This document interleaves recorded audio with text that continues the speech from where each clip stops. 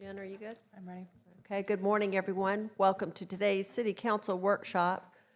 Workshop is our hour before the council meeting begins at 10 a.m., and that gives council an opportunity to discuss any agenda items that may be coming up, as well as to get some presentations and executive session items. So our regular council meeting will begin at 10 a.m. if that's what you're here for.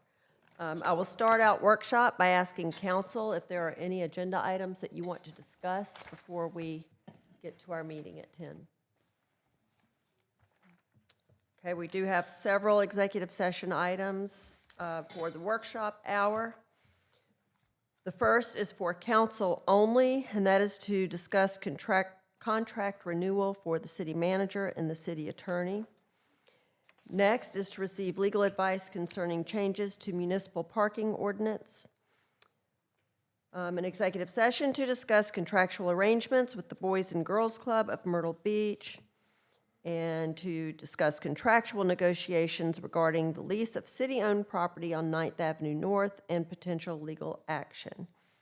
We will invite Fox Simons, Will Bryan, Brian Tucker, Josh Bruger, Michelle Schumpert, Marla Bell, Meredith Denari, Amy Newshafer, to all of those executive session items other than the very first one. Is there a motion to go into executive session? So moved. Second. Motion made by Dr. Connor, second from Mr. Louder. Any discussion from council? Any discussion from the public? All those in favor? Aye. Aye. All those opposed? Motion carries. And why don't we start with 2, 3, and 4, and then staff, we can excuse staff and discuss the two contracts.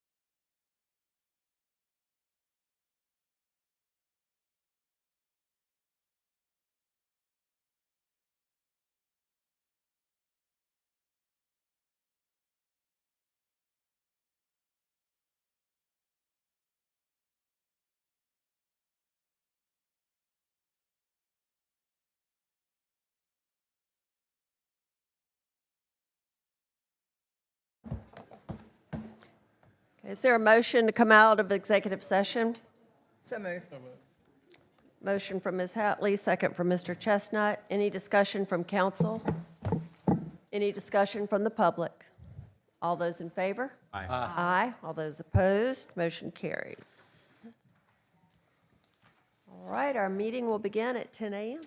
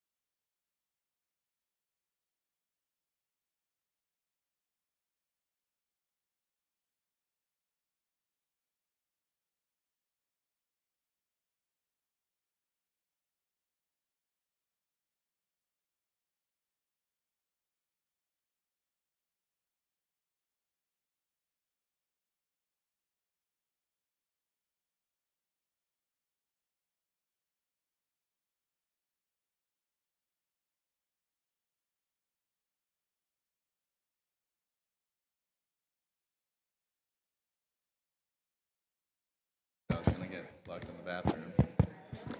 All right, good morning, everyone. If we could please ask you to take your seats so we can start today's council meeting and call it to order.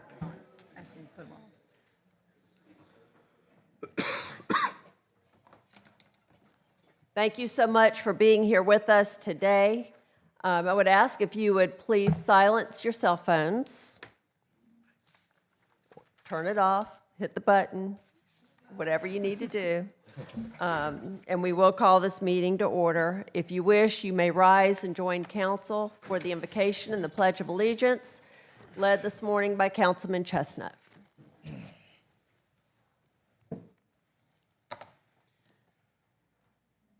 Let's pray. Almighty God, we come to Thee and just thank Thee for the blessings of life, and pray, our Father, that You just bless this meeting and have it to go in the way that You would have it to go. Pray, Lord, that whatever decisions might be made today might be for the betterment of mankind.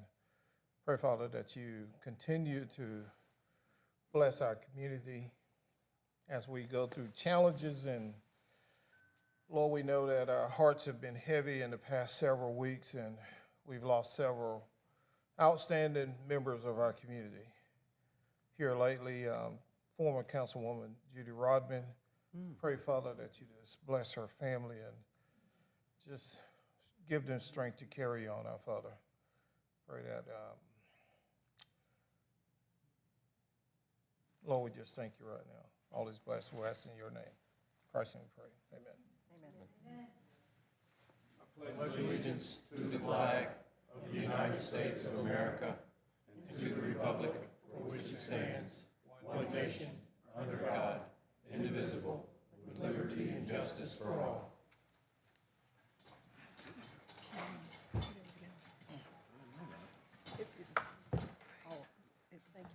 Very sudden.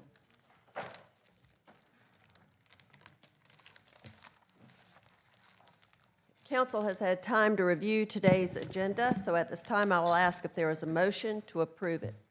So moved. Second. Motion from Mr. Louder, second from Dr. Connor.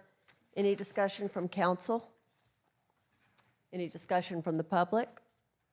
All those in favor? Aye. Aye. All those opposed? Motion carries. I'll ask for a motion to approve our meeting minutes from March 25th, 2025. So move. Second. Motion from Mr. Chestnut, second from Dr. Connor. Any discussion from council? Any discussion from the public? All those in favor? Aye. Aye. All those opposed, motion carries. Our first recognition this morning is our My Beach 101 class. And Cookie and April, and I don't know if Matt's coming up too, but we are happy to honor and recognize the members of this class, the graduates of this class. And we invite you all to please come forward. My beach. He's not here. The guy they call him, he shows up all the time. Yeah.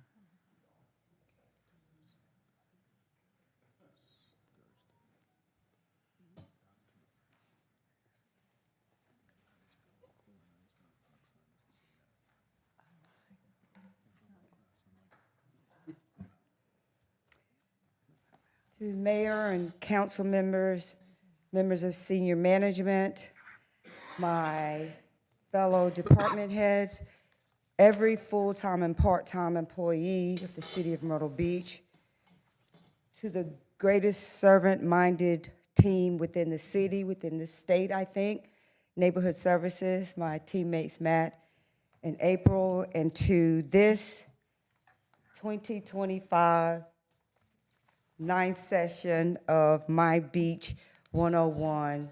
Good morning. Good morning. Good morning. Good morning. I'm an educator, so you know you have to talk back to me. So, the ninth session of My Beach 101. Every year I think it, can't get any better. Every year I think I already learned everything, but my colleagues, the fellow department heads or their designees do such a great job in sharing information. And so right along with every class, I have learned and I continue to learn. Every class takes on its own personality. And trust me, this group was no exception. Rather, very interesting. They come to us from varied places with varied background and personal previous experiences. They are educators. They are lovers of history. They are ministers, clergy persons. They are business leaders. They are servant-minded individuals as they have created nonprofits. They are nonprofit directors. And one theme that just kept running through every other application, it seems, they are entrepreneurs. But the one thing they have made a conscious effort to come to this city, many of them are newbies. And actually within the group, we do have 2 true natives, I call us, born and bred. But nonetheless, it has been, it continues to be an honor, a blessing and a privilege to work with our residents as we encourage them to get involved in this place that they have chosen to call home, the place that we love so much, to connect with those not necessarily in their neighborhoods. And they have several assignments. One is to recruit for the 2026 class. The other is to get totally involved in their organized neighborhood watch groups where Officer Stephanie James, Jonathan Evans and I, every month, sometimes 2 or 3 times a week, together, we attend these meetings to engage with our residents. So that is another assignment. And then to become a little more actively, get out of their silos, out of their neighborhoods, and come where the action is, where neighborhood services, when we're hosting something, there's some kind of action going on. So we want them to be involved. But again, from neighborhood services to you, members of council and management, thank you for continuing to support our efforts and providing for us through the budget process that we can continue to offer these opportunities for engagement for our residents. Here briefly to speak will be a couple of people from the class. Leading the way is Michael Sciarra, led by true native Penny Gilliard, and then bringing it all in. And if you see me pulling his coat, you'll understand why. It's Brian Long, our comedian of the group.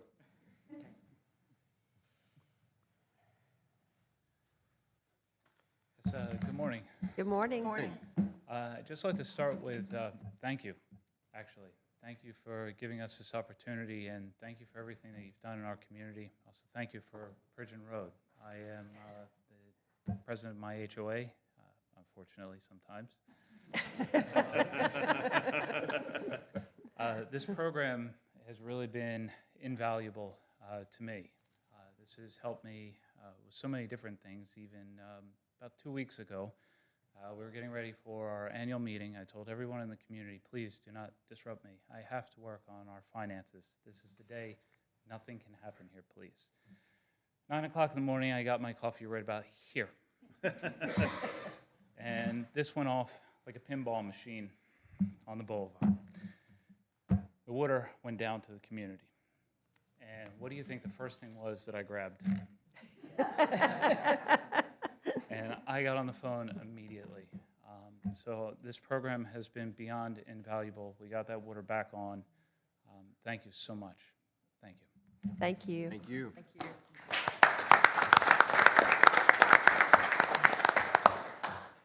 Good morning. Good morning.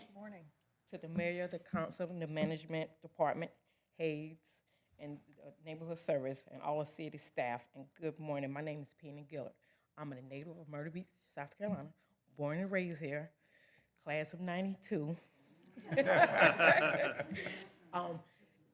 And Miss Goins, Neighborhood Service, they invited me to be part of Beach 101, and I have learned a lot. I learned for the 8 weeks, I learned different things about the department, how everything is run. It take a team, and y'all have a wonderful team here. Y'all have a lot on your plate. And I understand why when we call, we don't get return calls until the next day, because you have to understand the issues that was going on. The best part of this class was part 2 of the fire department. That young man out there, he loved his job. The way he explained everything, he was devoted. It was very good. It was just like watching 911 in real action. But again, I just want to tell y'all thank you for everything. Thank you.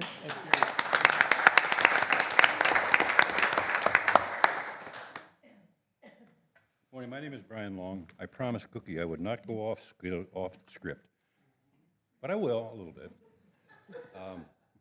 Just want you to know that I first found Myrtle Beach in 1964 when I was a trooper with a unit in Fort Benning, Georgia, and I flew over here, and there was not much here. And I thought, I was between tours, and I thought, when I get out of Vietnam, I'm coming here.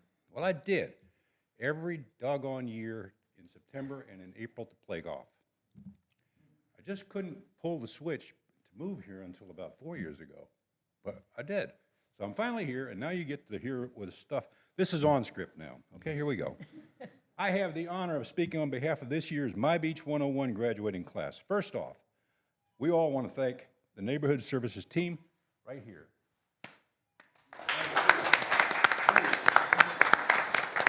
You guys did an absolutely amazing job working with us and making sure that we had everything for us, including food, which I did not expect. Your dedication, your focus, your initiative, your organization, and warm hospitality made this a memorable experience for all of us.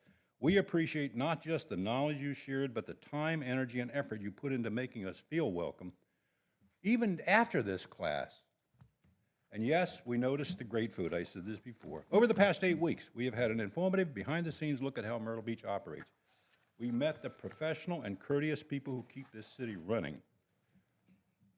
From fire department, police, financial services, public works, Jennifer, we got a real sense.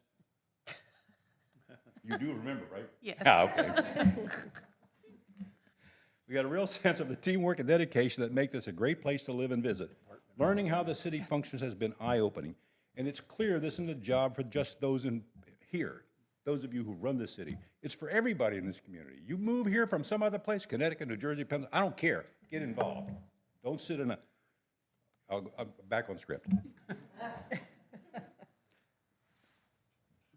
More than just facts and figures, My Beach 101 has given us a new appreciation for the work that goes into making Myrtle Beach the ideal place to live and visit. It's also given us the tools to be more engaged, more informed, and more involved in our city's future. And for those who might doubt the impact of city initiatives, I would like to highlight the importance of the yay-sayers, us. Those of us who support cultural activities, plans, and programs that benefit residents and visitors. Our city thrives when we embrace progress and we work together, all of us. So on behalf of this great class of folks back here, we appreciate the opportunity, and we look forward to putting what we've learned into action. We're proud to be a part of this community, and we're excited for what's ahead. Thank you. Thank you.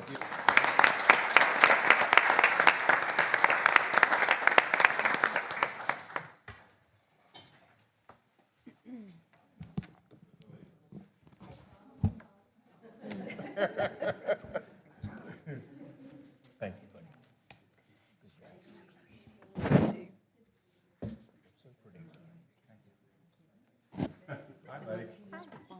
Yeah, I got some too today.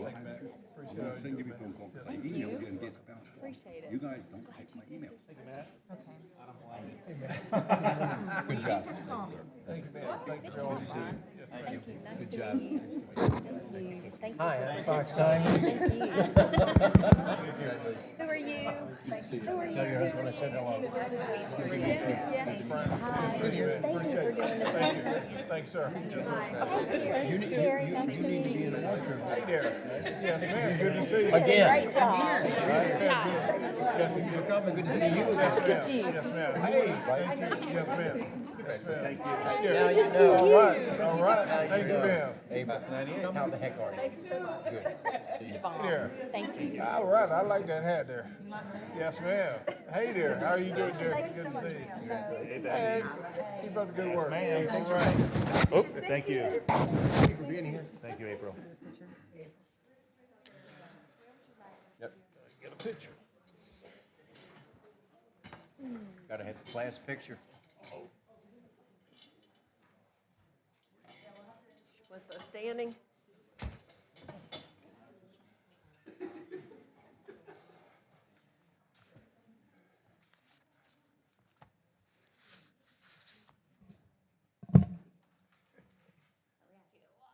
Why are the tall guys always in front of me?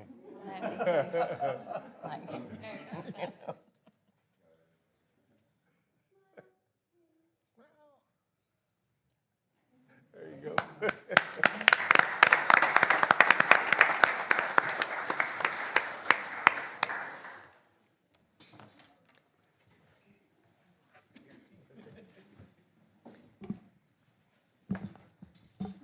Next, we're going to recognize some more very special people to our city, to our community. And this is a proclamation declaring the week of April 13th through the 19th as Public Safety Telecommunicators Week. All right, Chief Prock and the Myrtle Beach Police Department telecommunicators, please come on down.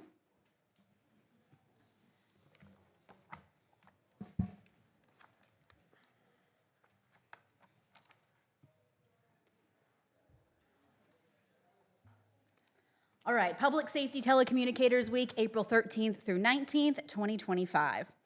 Whereas emergencies can occur at any time requiring police, fire, or EMS service, and the prompt response of police officers, firefighters, and paramedics is critical to the protection of life and preservation of property.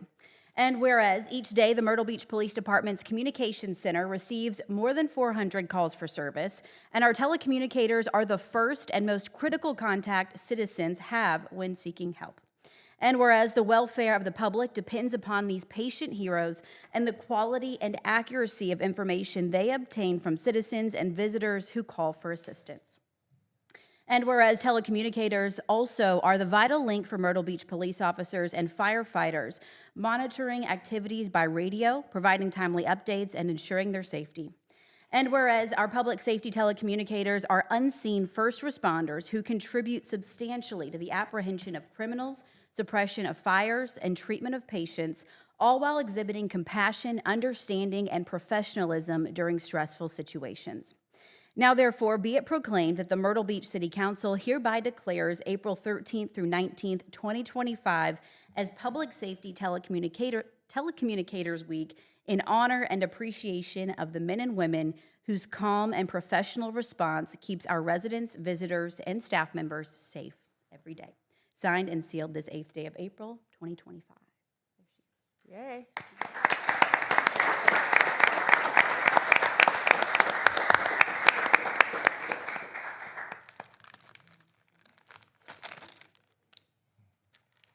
Good morning.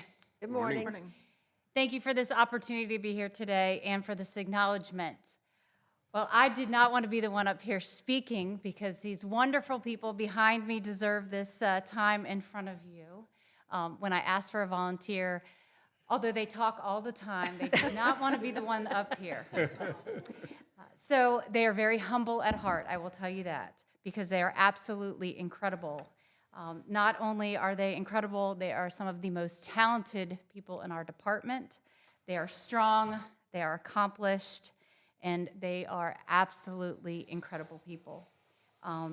They are our lifeline. And I tell you that because many of us have been in circumstances where, again, they are our lifeline. They work hard, and they care on the line. They make a difference in all that we do every day. They do that inside and they do that outside because they do so many incredible things outside for our community as well, if you did not know that. So on behalf of our communication center staff, thank you for this acknowledgement and thank you for all that you do every day.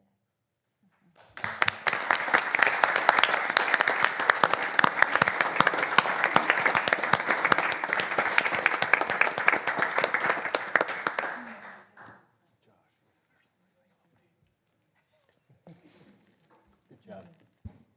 Thank you, sir. Appreciate it. Good job. Thank you. All right. Sure. Appreciate all you do. Thank you. Thank you very much. Thank you. Thank you. Thank you. Thank you very much. Here. Thank you. Yes, ma'am.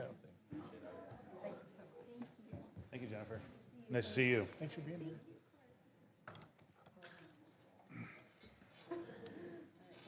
And now I'd like to invite the major crimes detectives down, please, with Chief Brock.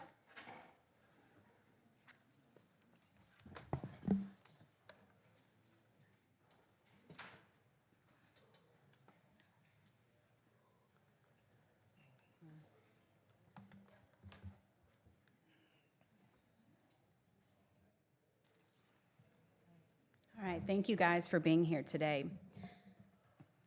So in April, we honor Sexual Assault Awareness Month and education behind it, and also, again, spreading awareness.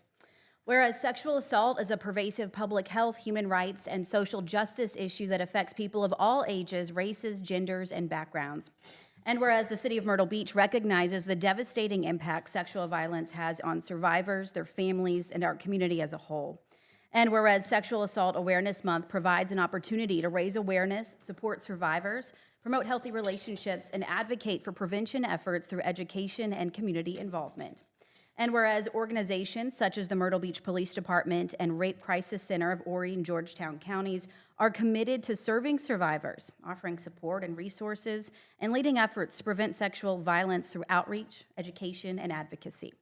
Now, therefore, be it proclaimed that the City of Myrtle Beach hereby declares April 2025 as Sexual Assault Awareness Month to bring public attention to this violent crime and encourages all residents, organizations, and institutions to take part in activities and initiatives that raise awareness, prevent sexual violence, and support survivors in our community. Signed and sealed this 8th day of April, 2025.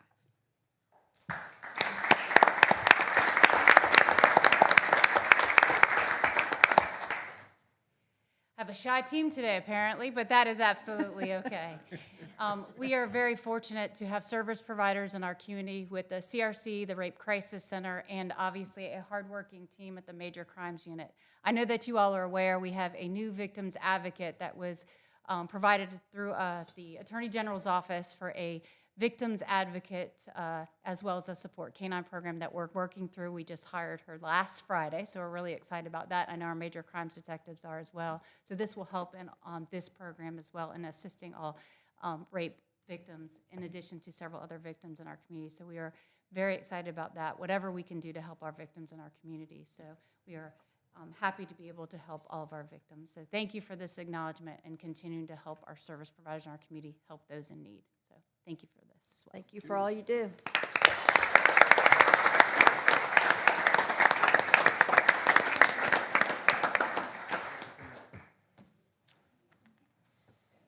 Thank you, sir. Appreciate it. Thank you. Appreciate it. Thanks. I appreciate it. I appreciate it. How you doing? Very good to see you. Appreciate you. Thank you. Good to see you. Thank you. Appreciate all you do. All right, good to see you. Thank you, ma'am.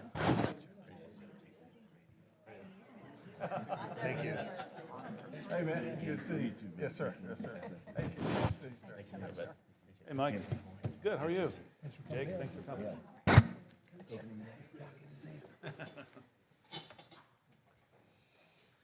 I have members from the St. John the Baptist Greek Orthodox Church here today.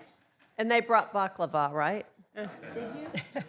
It's in my office. You weren't supposed to tell anybody. All right, proclamation declaring March 25th, 2025 as Greek Independence Day. And they did have church that day, so they couldn't make it that day, and that is why we're doing it today. Whereas Myrtle Beach's Greek community at St. John the Baptist Greek Orthodox Church celebrates Greek Independence Day on March 25th, 2025. And whereas Greece began its War of Independence on March 25th, 1821, after nearly 400 years of occupation and oppression by the Ottoman Turks, and this is the 204th anniversary of that Declaration of Independence. And whereas during the dark years of the Ottoman rule, thousands of Greeks were tortured or killed for attending church or teaching their children Greek culture, history, and language. And whereas ancient Greece was the birthplace of Pericles, Plato, and Alexander the Great, and Athens gave rise to the world's first democracy, which later inspired the founding fathers of the United States as they created a new government. And whereas the Greek community here has been instrumental in Myrtle Beach's economic and cultural growth and success, and is a lively and active part of our social fabric. Now, therefore, be it proclaimed that the City of Myrtle Beach hereby declares March 25th, 2025 as Greek Independence Day in support of our local Greek community and in recognition of all that Greece has contributed to the world through its art, culture, and politics. Signed and sealed this 8th day of April, 2025. Thank you for welcoming us this morning and for this wonderful proclamation. I'll share a few things that I think perhaps I embody and represent in terms of the Greek community in Myrtle Beach. So Myrtle Beach is, historically speaking, a new municipality if you look at the state of South Carolina, but since its start, there has been a Greek community here, perhaps not formally, but most everyone will associate it with restaurateurs or other folks in that type of food service industry. But we've grown, as has Myrtle Beach. We started on 44th Avenue and Little River Road in a small church in the mid-'70s. Next year, we're going to celebrate our 50th anniversary as an organized community. But our history goes before that. I wasn't born here. I didn't have that privilege. I came here like a 6 or 7 month old from Greer, South Carolina. My brother did have the privilege of being born at Ocean View Memorial and no longer is here. But it gives you a sense, as I grow older, and these folks from our parish that are here with me, we represent the growth of Myrtle Beach. And we're very much intertwined with the city culturally, from a business perspective, and as friends. Many of you, we all know on some personal level, and we thank you for that recognition, and certainly wish you well the rest of your day, and thank you so much. Thank you very much.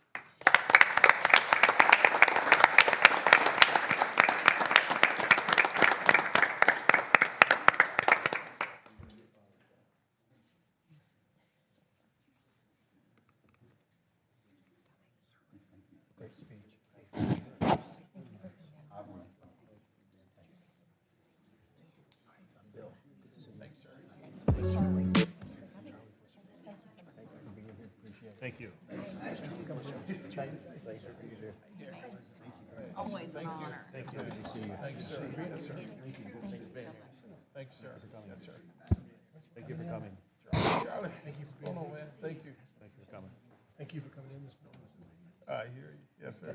Yes, sir. Good to see you. Yes, sir. Yes, sir. Hey, Charlie. Good to see you. Yeah. Thank you for coming. Thank you for being here. Is the head of the Greek mafia.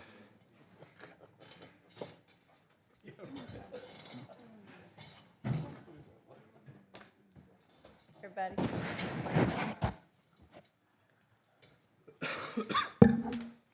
Okay, and now we'll have our communications and creative services update.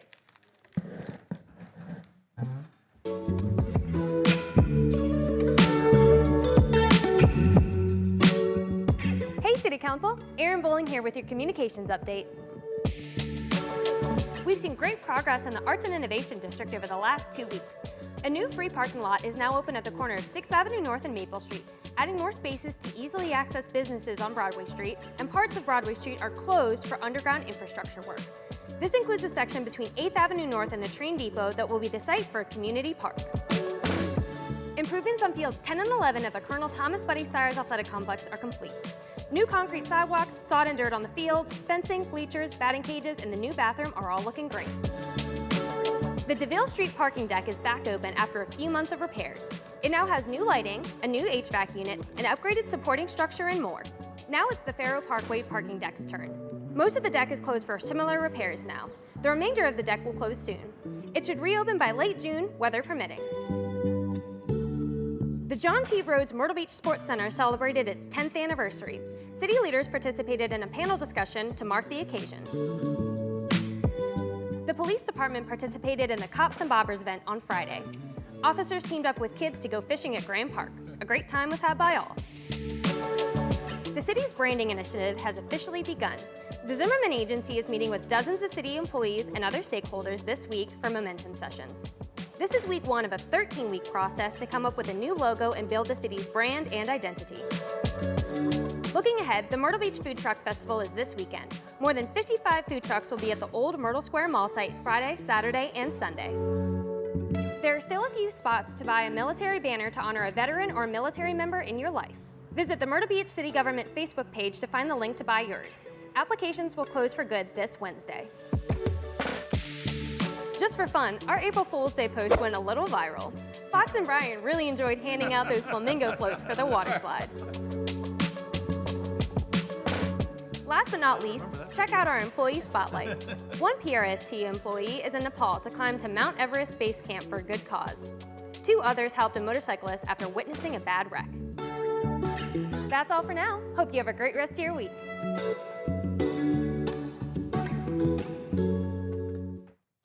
All right, thank you. Okay, do we have any non-agenda items from the public today? Yes, ma'am. John Thomas. Mr. Thomas. Okay, and we would ask when you come forward if you would state your name clearly and your address for the record, please. Hi, my name is John Thomas. I have a problem with code enforcement coming to my house. A friend of his called Matthew to come down and attack me over my fence, which was put up by me and was 1 inch under the 8-foot restriction on the fence. Matt came down and said, "You're a half an inch, that's a half an inch, too high in this area and 1 inch on this area over here. So you gotta bring the fence down." So rather than start a war, I bring the fence down. This was on Friday. Called him on Monday. Said, "Matt, your fence down." He asked me to take it down 6 inches instead of the 1 inch that it was over. He says was over. Came up Monday, said, "No, you gotta lower your fence again, down to 7 foot, because I don't like the terrain outside there." Another $700 to bring it down. Rather than start a war, I say I'll do my due diligence on this and find out what's going on here. Come to find out, the house at the end of the street didn't like my fence, and he was a friend of Matthew's. So Matthew came down and attacked me about my fence. And the restrictions are 8 foot on the fence. After fighting with Charles for 2 weeks, Charles said, "Mr. Thomas, you can have your 8-foot fence." Who's supposed to pay for that? The $2,100 to bring the fence down unjustly, and the $400 for the post that had to be replaced. In the interim, the code enforcement said I could cut your tree that's on city property, that's over my property line, over my pool, and to my house now, at a cost of $2,800. The guy who cuts the trees for Myrtle Beach refuses to cut the tree. Called me and said, "Thomas, I don't care who tells me to cut the tree, I ain't cutting it." I'm a 100% disabled veteran. I'm 75 years old. It's not my responsibility to maintain your property. And I asked him about Matthew, about the palms that are growing on the first house coming in on 44th Street. Told me, "Oh, there's a stake there, Joe. That's the property owners." Well, I went down to code enforcement, pulled it up, pulled all the maps. That ain't the property owner. The property owner went to the HOA meeting and said, "That property is not mine. I don't claim any of that property. Matthew is lying. The fence is the property line on that property, and you refuse to cut the palms and the tree on that 44th Street." Okay, Mr. Thomas, if you will leave your phone number with the officer in the back of the room, we will have Assistant City Manager Brian Tucker, who's sitting right to your left, contact you to discuss this further. Okay. Okay? Thank you. Thank I you. have pictures of everything here. Yes, sir, and he'll get with you on all of that. If you'll go to the back of the room, sir. Greg, raise your hand. And he'll take your phone number. Thank you for being here today. Thank you very much, everybody. Thank you. That's it. Okay. We'll move on to today's consent agenda, please. Yes, ma'am. For this morning's consent agenda, there's 2 items for City Council's consideration. The first item is motion 2025-29, authorizing the city to apply for a grant in the amount of just over $66,000 from the South Carolina Attorney General's Office under Violence Against Women's Act. There is a local match of 25%, or just over $22,000. The money will be used to continue to fund the police victim advocate position. Second item is Resolution 2025-6 to accept a donation of artwork known as the I Love You from the South Carolina School of the Deaf and the Blind. There is no match with this gift, and there will be a dedication scheduled for next Tuesday, I believe the 15th, maybe it's Thursday, on 9th Avenue North. We had a workshop item on this probably about a couple meetings ago. All right, thank you. Is there a motion to approve today's consent agenda? So moved. Second. Motion from Mr. Louder, second, I'm gonna go with Ms. Hatley, I heard her first. Any discussion from council? Any discussion from the public? All those in favor? Aye. Aye. All those opposed? Motion carries. The first item on our regular agenda is the second reading of ordinance 2025-25. Second reading of ordinance 2025-25 to annex 5.31 acres on the corner of 29th Avenue North and Grissom, PIN number 42402040132, and to rezone the property from Horry County RC Resort Commercial to Myrtle Beach HC1 Highway Commercial. Mayor, I'm going to recuse myself from this one. My wife works for the property owner. Okay, thank you. There's been no changes since first reading. I'm just looking to close another donut hole in the city of Myrtle Beach. Be glad to answer any questions that you may have. Okay. For the benefit of those who weren't here for first reading, if you would just briefly explain what this is and what we're doing. The parcel outlined in the blue within the orange square is the parcel that they are looking to bring into the city. They recently annexed everything else within the orange square probably about 6 months ago. And now they've decided to go ahead and take the whole piece of property in. All right, thank you, Ken. Is there a motion to approve the second reading of ordinance 2025-25? So moved. Motion from Mr. Louder, second from Mr. McClure. Any discussion from council? And what is the major difference between highway commercial and the county zoning? Not much at all. It's not much at all. No, there's nothing in the RC that would have been allowed that was not allowed in the HC. Okay. Any other questions? Any discussion from the public? All those in favor? Aye. Aye. All those opposed? Motion carries. Thank you. Thank you, Ken. Second reading of ordinance 2025-26. Second reading of ordinance 2025-26, approving the execution and delivery by the City of Myrtle Beach, South Carolina, of a lease termination agreement between the city as leaseor and La Mana Bread Company LLC as leasee with respect to the building located at 507 9th Avenue North in the City of Myrtle Beach. Thank you, Jen. Good morning, Mayor, members of council. The next 2 items are paired together in a sense. No changes since that second reading. I will happy to give you a summary and talk through any questions. Okay.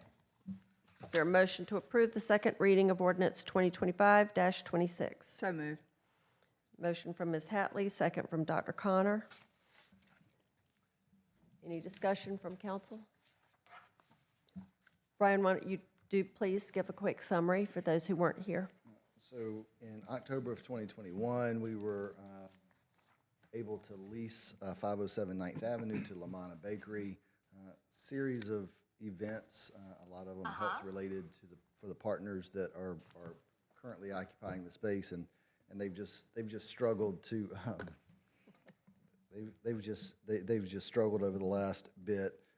Several months ago, they decided that they would sell the business. They were looking for a prospective buyer or replacement. I think we had a question earlier about, should we have publicly noticed or promoted that this unit was vacant. The tenant is still in compliance with their lease. The tenant, as of today, still has the ability to maintain and control the space. So it has been publicly available for lease or for purchase. In our efforts to help the existing tenant find a replacement tenant and help them exit, we were able to find a new tenant, which is the next agenda item. The extent of the lease termination essentially allows them out of their lease. We agreed to buy all of the furniture, fixtures, and equipment in the property, which makes it a move-in ready bakery and restaurant, and it's, in my opinion and my recommendation, it's better for us to have a wholly contained unit there, and so we are proceeding with that. There is an inventory. We've inventoried all of the equipment there, and we're comfortable with the way the existing tenants are leaving the space, put it that way. All right, thank you. Any questions from council? I have a question, Brian. The next item is talking about the potential tenant to fill the space. Were there other organizations considered? In other words, you found this working with Lamana. Were there 2 or 3 or 4 others that maybe had expressed interest? How did we get to Winners? Well, I think Winners is the one that has made it to this far in the process. We entertained conversations with a number of other prospects. I know the tenant has also maintained a separate set of conversations with a number of prospects. None of those ever materialized. None of those ever produced anything to us in writing or to my knowledge, to the owners in writing. So I would argue that it has worked through the natural course of vetting prospective tenants and trying to just come to terms. But yeah, there have been lots of conversations over the prior months. And again, this one is the only one that has evolved to this point. Okay, thank you. Any discussion from the public? All those in favor? Aye. Aye. All those opposed? Motion carries. Second reading of ordinance 2025-27. Second reading of ordinance 2025-27, approving the execution and delivery by the City of Myrtle Beach, South Carolina, of a lease between the city as leaseor and Winnows Kitchen LLC as leasee with respect to the building located at 507 9th Avenue North in the City of Myrtle Beach. Again, thank you.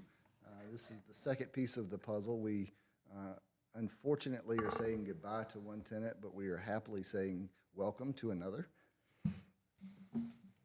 Forgive me. Jess and I have had a number of conversations over the last couple of months, and she's a sweet spirit, and that obviously moves me. I saw y'all smiling at her, and I looked at her, and that didn't do well for me, so I'll move on now. As I said, we have had to say goodbye to one, and we welcome another. Jess and Kinsley have operated Winnows downtown now for a couple of years. I think I am personally a big fan of the food, but I'm also a fan, obviously, of the story. Whew. Do you want me to be mean No, to I'm you? good. I mean, No, what do you I'm need? I'm obviously a fan of the food and this story, and I'm happy to give them an opportunity or to present an opportunity to you all on 9th Avenue. Their prior location is going to go through some extensive renovations, which is going to put them out of business for quite some time, but for the opportunity to be on 9th Avenue. So very happy about that. Just the terms of the deal itself, they are entering a 5-year lease. They will have the option to purchase the building in January of 2027 once our obligations under the historic and abandoned buildings tax credits work their way through. I think she certainly has. They have the intention of doing that. I think the longer-term plans would be for them to operate 2 different business models in 2 different locations, both in their old location and their location here on 9th Avenue. It will be a 5-year lease. They will be paying $2,000 a month for the real estate, $500 a month for the FF&E, the kitchen equipment and all of the tables and chairs that we are buying from the current tenant. They will also pay about $375 a month in taxes and insurance, et cetera. So that is very doable. Obviously, that's a rent increase over what Lamanna was paying. I think if y'all recall, Lamanna, I think, was one of our first tenants on 9th Avenue. So we've been able to work in some rent escalations as 9th Avenue continues to evolve. Jess and I have had multiple conversations about the next year or so on 9th Avenue. She's fully aware of the construction and the renovations. And obviously, Jess is here and happy to answer any questions. I'm sure she would begrudgingly answer questions also. Okay, is there a motion to approve the second reading of ordinance 2025-27? Second. Motion from Mr. Chestnut, second from Ms. Hatley. Any discussion or questions from council? Any discussion from the public? Jess, do you want to say anything? We do need you to come up. Yeah. But I've never known you to be shy.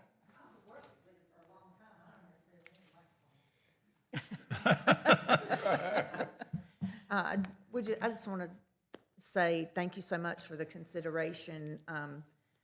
When we decided to invest in downtown Myrtle Beach, one of the things I kept saying to my family when we took the risk was, we're not moving downtown Myrtle Beach to make a bunch of money. We're moving downtown to make an impact.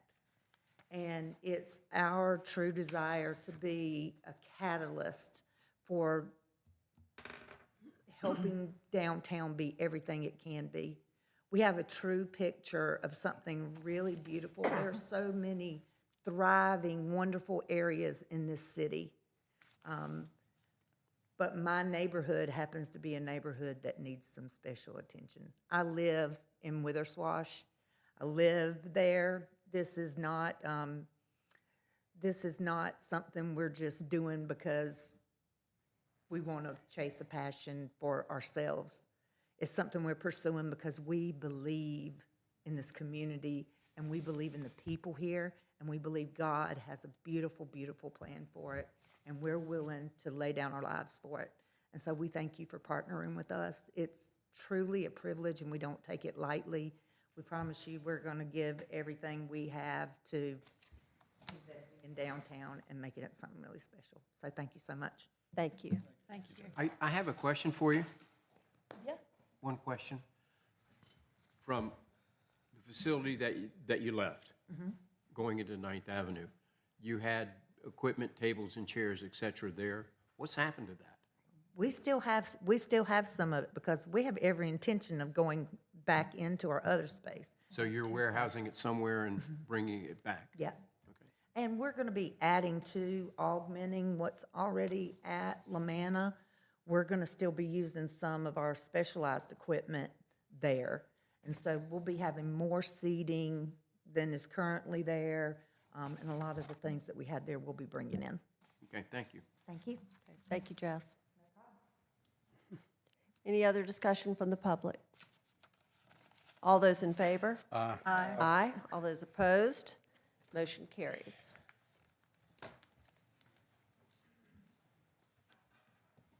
First reading of ordinance 2025-29. First reading of ordinance 2025-29 to amend section 10 signage requirements of the Pine Island PUD to provide clarity and enforcement. ma'am. Good morning again. Morning. The current PUD signage ordinance follows the city's existing highway commercial sign regulations with the addition of an Exhibit 17.9 map and an Exhibit 17.10 example signage that are not referenced in the text of the ordinance. Removing references to the map and signage type exhibits that do not match the signage regulations in the ordinance text aids in clarity for enforcement.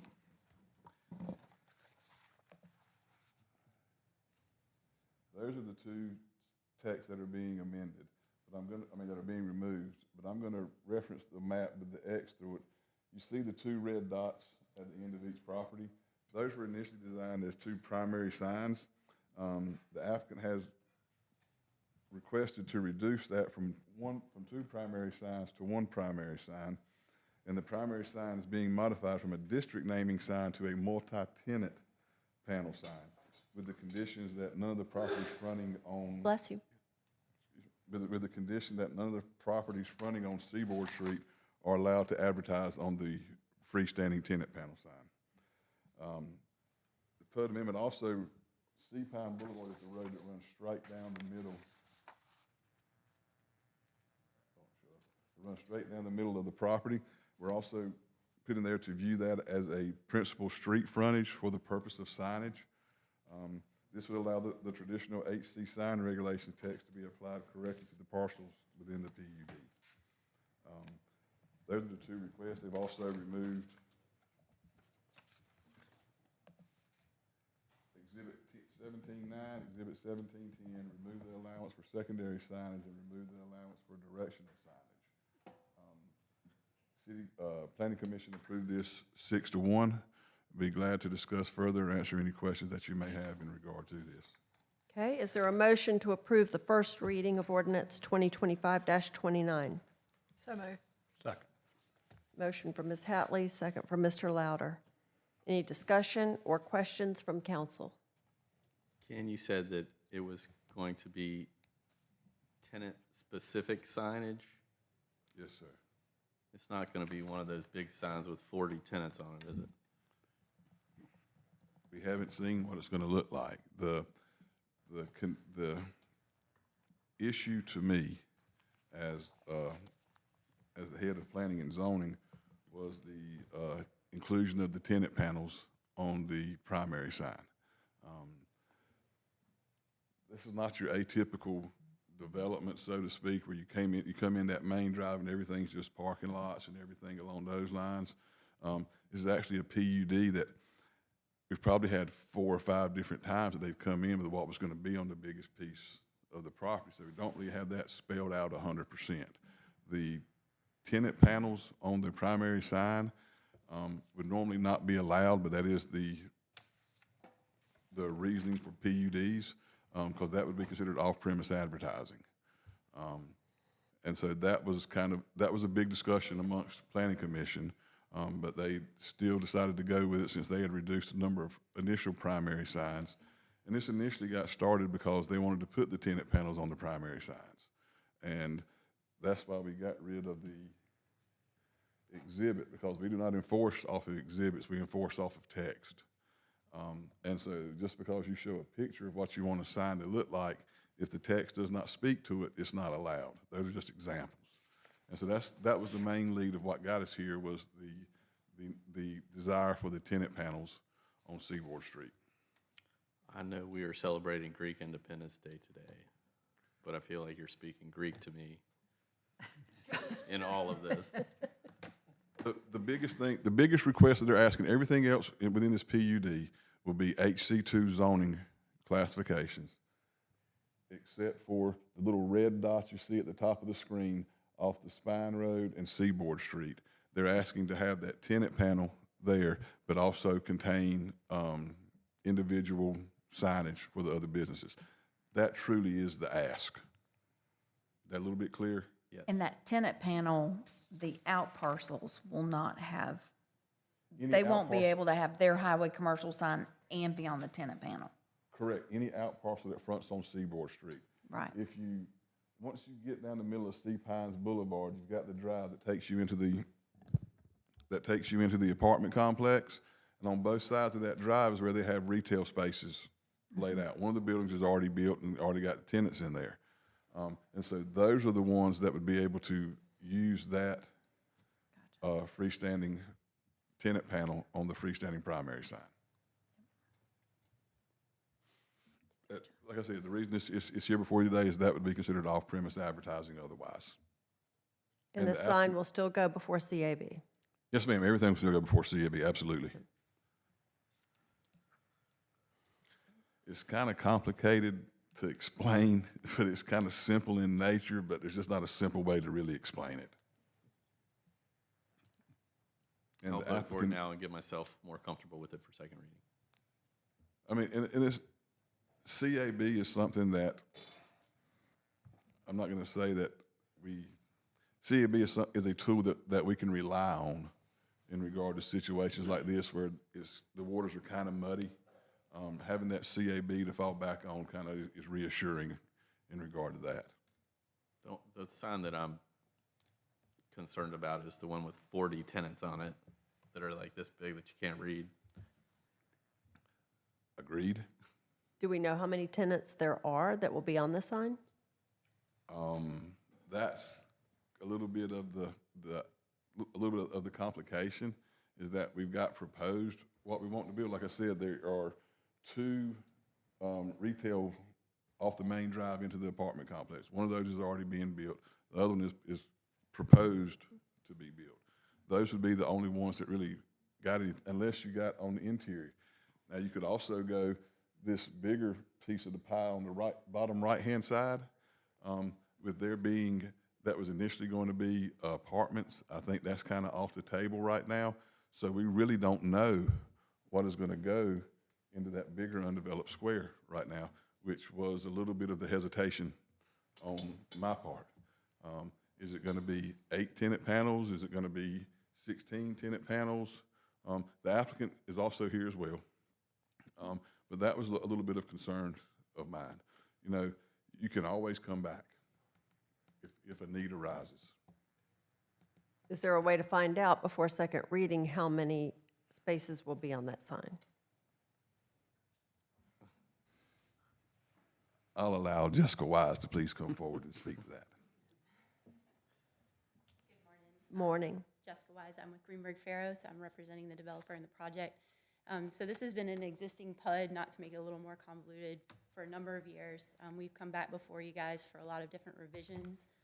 The PUD allows for a variety of different uses. And Ken's right, the developer is working with different retailers, different opportunities for the remaining parcel. There was a multifamily plan that is still in play. He's still working with that developer or possibly having someone else buy that project. So that's still a possibility. But the reason for this request is we had primary, secondary, and directional signage in the PUD, but there was nothing that defined primary, secondary, or directional signage. So when the developer was ready to get a sign on Sea Pine Boulevard, which would have been a secondary sign according to the map with the dots, there was nothing that said what a secondary sign is.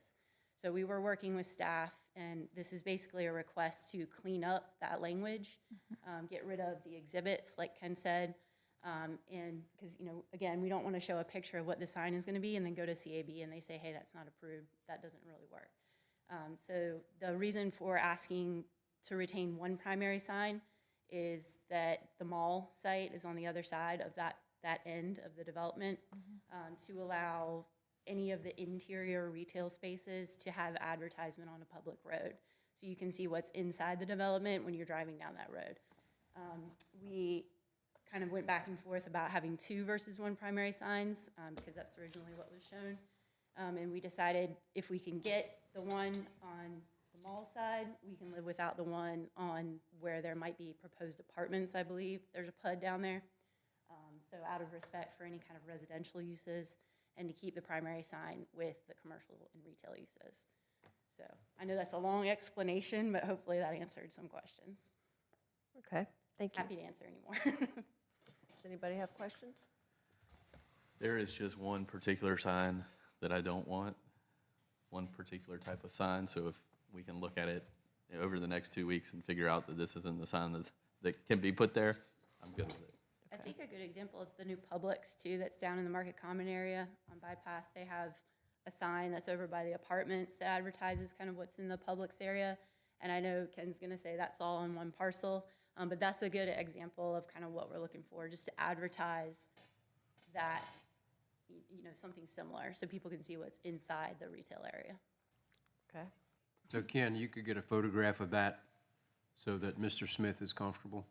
No, sir, because I don't know what it, Well, what's I'll being show Ken the proposed. sign I don't like, and he'll say Let me whether or not that's. speak a little bit. One of the things that she said was to be able to let people know to have signage on a public road. That's one of the conditions that we put in this PUD, was to make that spine road a public road, so you can have all the signage that comes along with the HC2.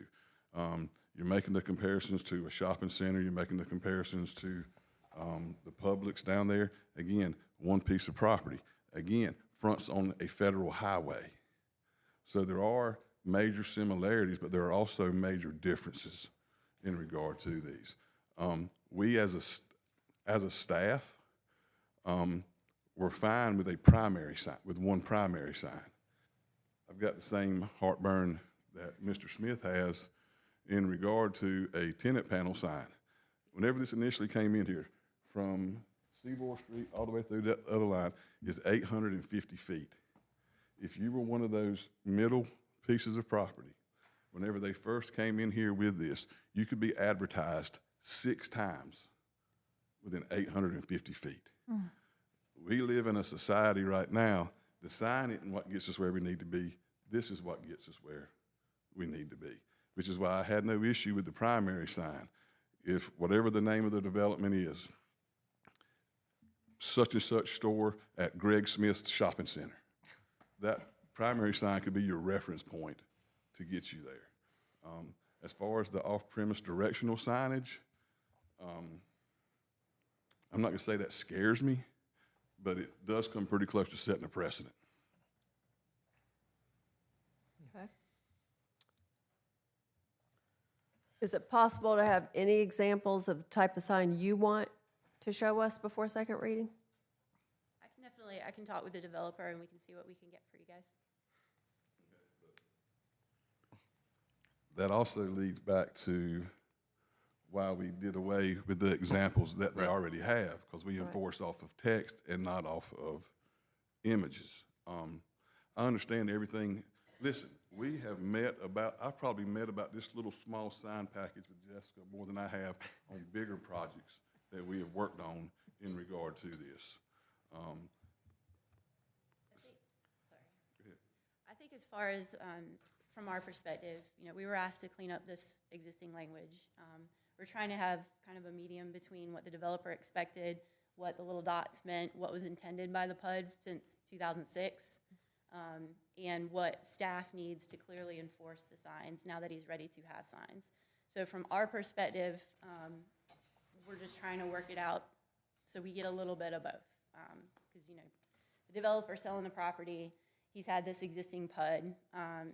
He's showing it to people. He's saying, hey, you can have signs here. This is the expectations. We come to staff, and there's a little issue with clarifying. So from our perspective, that's why we're here. That's where we're at. Well, I would just suggest that between now and second reading, whether it's 2 weeks from now or further, that you come to some kind of decision on what you kind of sort of want those signs to look like. So that's the issue I think that Ken's trying to say, and I don't want to speak for you, but without the exhibits, it's really a text, and then it's up to CAB as far as the design. So You still have your same 25-foot max height. I don't think we've approved a 25-foot tall sign in Myrtle Beach in the last 10 years. But let me say a little bit about. I know that the CAB will not approve the sign that I don't like. So as long as it's still has to go through CAB. But let me say something else about the clarity issue, okay? The clarity issue was we read it as the code, and we said this is what it means as written. The owner of the property had different envisions into what he thought that it envisioned. So the clarity was just as, I think, more so for the applicant than it was for us. We understood exactly what it said, but it didn't say what they wanted. And again, That's just fact. I'm not trying to spill milk or anything. That's just fact. Planning Commission had no issues with this. One person did. One person did.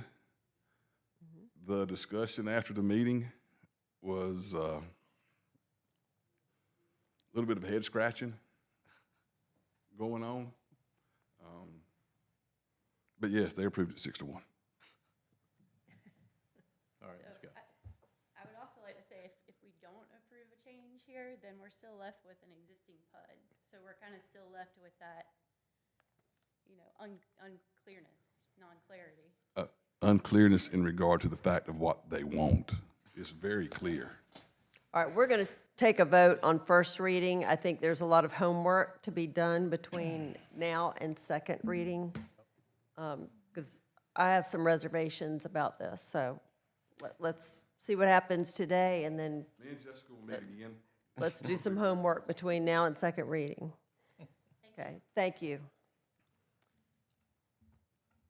All right, any other discussion from the public? All those in favor? Aye. Aye. All those opposed? Motion carries. Thank you, Ken. I got the next one too. First reading of ordinance 2025-30.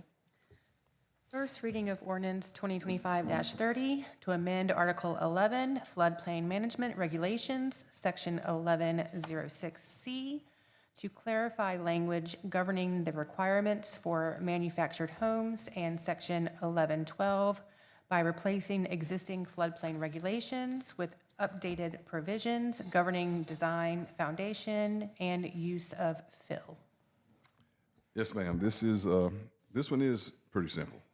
The clarifying language under Section 1106C is new information required by FEMA to maintain our CRS flood insurance rating.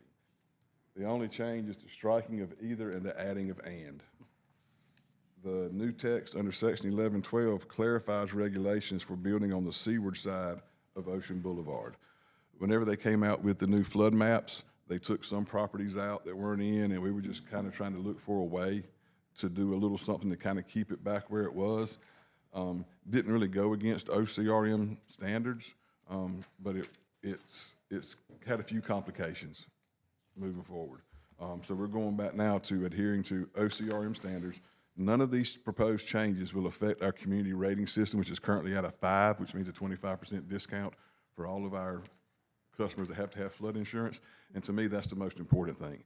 This does not impact that whatsoever, provides clarity, and one of these changes is basically almost a requirement by FEMA to maintain the CRS points that we currently have with them.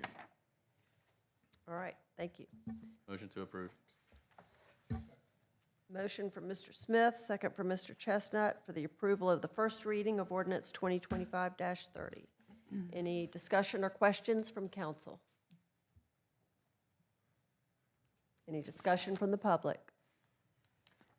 All those in favor? Aye. Aye.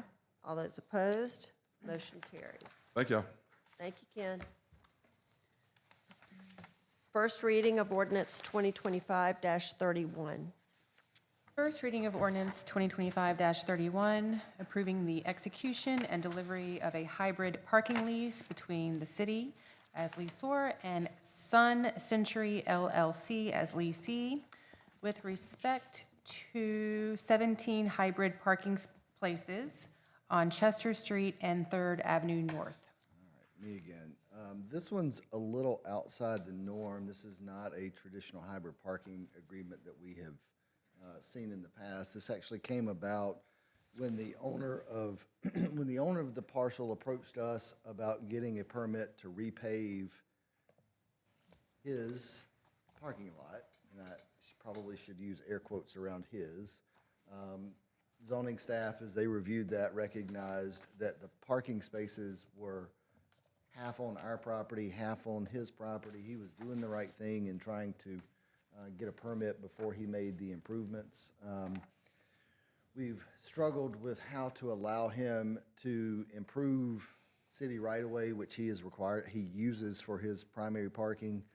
The hybrid parking agreement is the best way for us to cover our liability and make sure that he repairs the property in the correct way and that we do all of the inspections to protect the city's interest. It would be a 5-year agreement. Going through our fairly elaborate parking calculations, the 17 spaces would equate to about $563 a year in annual revenue if they were metered spaces. That's one of the things here. This is not a space where we currently do paid parking, but if we extrapolate out, it would generate about $563 a year, which is how we set the lease payment. Happy to talk through anything in particular. I think.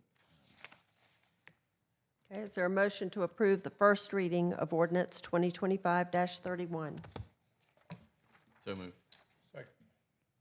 Motion from Mr. Smith, second from Mr. Chestnut. Any discussion or questions from council?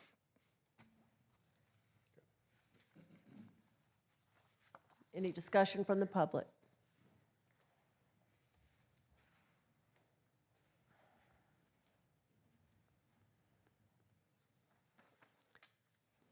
Alex Fogel, city resident. Brian, I'm just curious about, if you remember a couple months ago, we had that project on 4th Avenue that had parking issue, and hybrid parking wasn't going to be allowed anymore. What's the difference between the two projects, if you wouldn't mind? Happy to, and we've thought through that. The difference there is this is an existing property owner who's had an existing project, and he has been using these spots for as long as he's been the owner of the property. And if we do not allow him the hybrid parking agreement, he can't operate per zoning. So the distinction is we're trying to accommodate an existing property owner and an existing business, and this is really the only way we can get there. The hybrid parking agreement wasn't really our first option, but it's the only thing we have that we're not reinventing the wheel. So we're extending the hybrid parking agreement as sort of a necessary means to an end. That is why hybrid parking agreements came about in the first place, is that correct? Yes. Because there used to not be any parking regulations. Correct. And the buildings were built and they used public property for parking. And Amy and I went back and forth. We went back and forth with Public Works and with zoning a number of times trying to figure out a way other than a hybrid parking agreement. But that structure is something that we all are familiar with, we know exists, we understand the liability protection that it offers us, the permissive use it allows for the property owner, and we would like to be able to do this in a way that's not called a hybrid parking agreement, but it's just the only thing that fits the bill. And if that building were torn down and redeveloped, they would not be allowed to use hybrid parking. Correct, it would go away. All right, thank you. Any other discussion from the public? All those in favor? Aye. Aye. All those opposed? Motion carries. Resolution 2025-7. Resolution 2025-7, in support of the participation in the Horry County Community Land Trust. Thank you. We discussed Do you this. need a tissue before we start? You're good? I'm good, thank you very much. Oh, you're funny. So we talked a couple of meetings ago about the next steps with the Horry County Community Land Trust. This resolution, you heard, I think in February from Megan and Lawrence.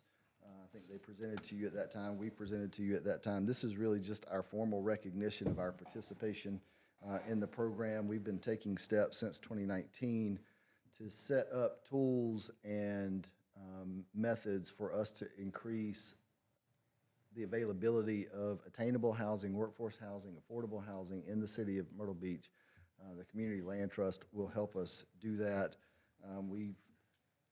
The significant part, I think I said it then, I'll say it now, the significant part about the Land Trust is that this is a regional effort. Prior to this effort, the city of Myrtle Beach has primarily been trying to attack workforce housing and affordable housing by ourselves. This brings together a collaboration and a number of different entities, including the county, including some other municipalities, and including the private sector. As you'll note, our commitment this year for the Land Trust is roughly I'll call it $50,000, $49,762. The county will match that same sum, and the balance of the annual budget will actually come from private employers who also recognize the need for additional workforce and attainable housing.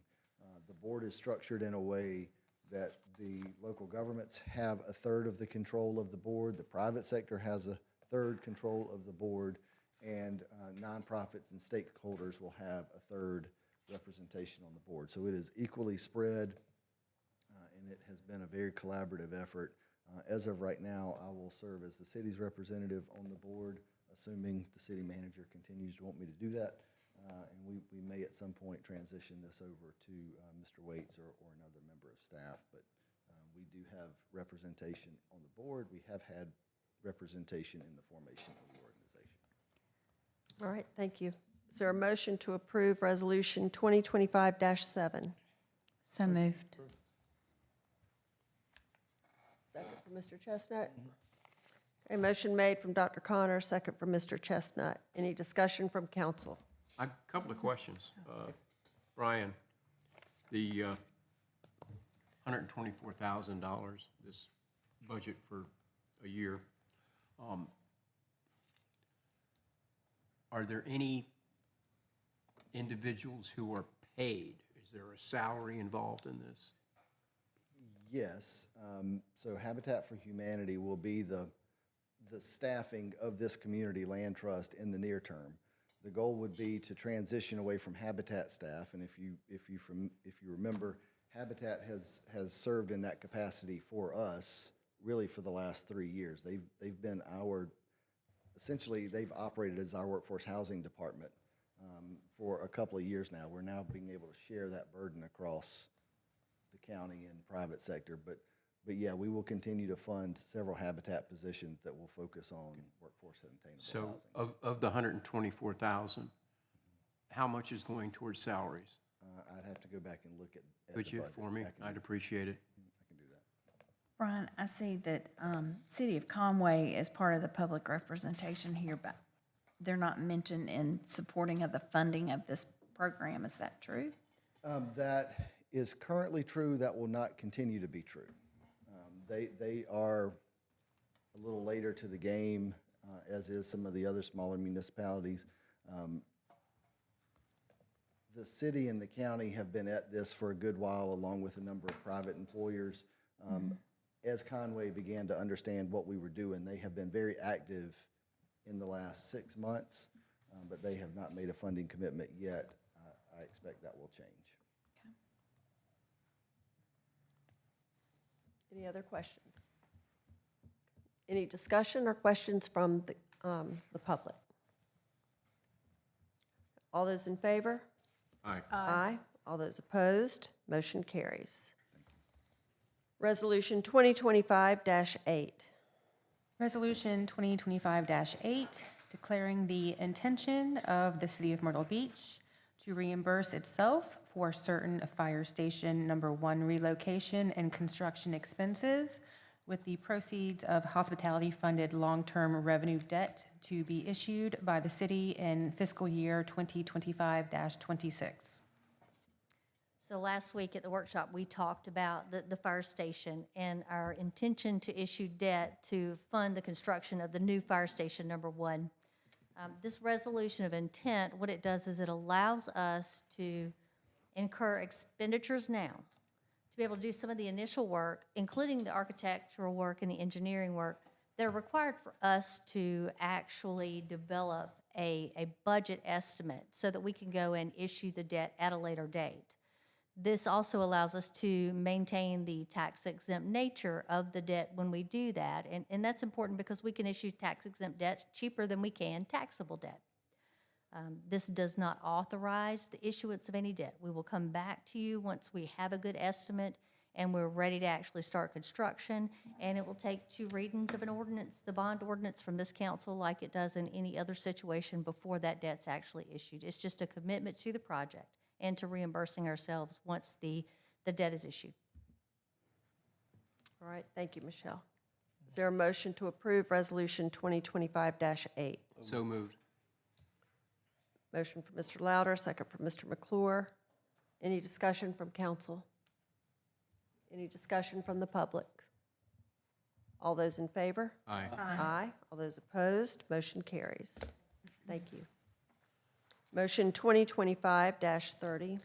Motion 2025-30 to appoint, reappoint 3 members to the Planning Commission. Okay, the terms of Sharon Boyce, Ann Britton LeMay, and Danielle Lewis will expire on April 13th. Ms. Boyce and Ms. Lewis do wish for reappointment. City residents that have submitted their information for appointment and consideration include Betty Ann Mills, Alyssa Klein, Billy Owens, Adrian Linskold, and Thomas Muller. All 3 new terms will expire on April 13th, 2028. The communications from the chairperson of the Planning Commission, the recommendation was to appoint Betty Ann Mills, but it is at the will of council. So I will ask for a motion for reappointment and appointment of a new member. I'll make a motion to reappoint Sharon Boyce and Danielle Lewis and to appoint Betty Ann Mills. Second. Okay. Motion from Mr. Smith, second from Dr. Connor. Any discussion from council? Any discussion from the public? All those in favor? Aye. Aye. All those opposed? Motion carries. Motion 2025-31.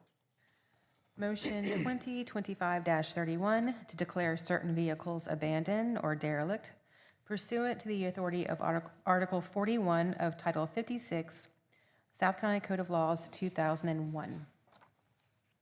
Okay, and is there anyone here who represents any of these vehicles? And is there a motion to declare? Motion to declare. Second. Motion from Mr. Louder, second from Dr. Connor. Any discussion from council? Any discussion from the public? All those in favor? Aye. Aye. All those opposed? Motion carries. Do we have any non-agenda items from the public? No, Your Honor. Okay, we do have one more executive session item. And during this executive session, it will be a Zoom meeting, so the live feed will not be working. It will be cut off. So I do want the public to understand that, please. I will ask for an executive session to discuss negotiations concerning contractual arrangements involving the Myrtle Beach Pelicans. We will invite Bill Musser, David Carlock, Brian Garrett, Fox Simons, Will Bryan, Brian Tucker, Josh Bruger, Michelle Schumpert, Marla Bell, Meredith Denari, and Amy New Schaefer. Is there a motion to go into executive session? So moved. Motion from Mr. Chestnut. I did not hear the second. Second. Second from Ms. Hatley. Any discussion from council? Any discussion from the public? All those in favor? Aye. Oh, thank you. Thanks, Sharon. Okay. All those in favor? Aye. Aye. All those opposed? Motion carries. And will that executive session be in this room? Okay. So we will excuse everyone and thank you very